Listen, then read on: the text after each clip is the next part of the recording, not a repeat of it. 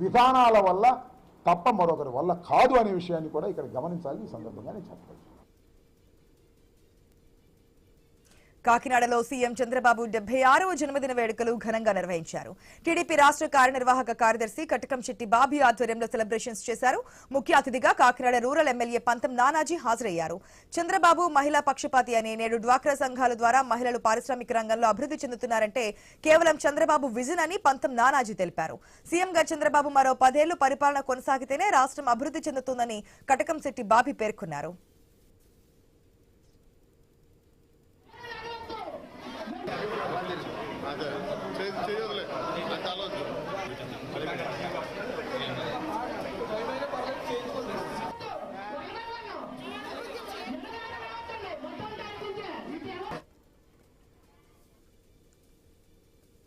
రోజుకి 20 గంటలు పనిచేస్తున్నటువంటి వ్యక్తి ఎవరన్నా ఉన్నారంటే ఈ దేశంలో ఏకైక ముఖ్యమంత్రి చంద్రబాబు నాయుడు గారు.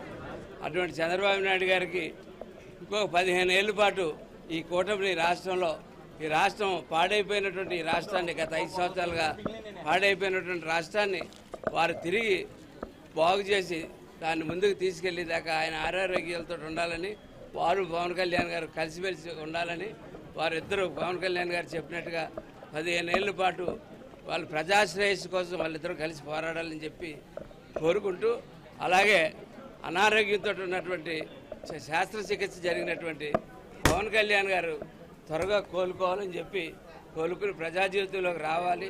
ఆయన ప్రజా జీవితంలోకి వచ్చిన తర్వాతే మరింత ఉత్సాహంగా మేము ఉండగలుగుతామని చెప్పి తెలియజేసుకుంటూ ఇది bulletin updates. For more updates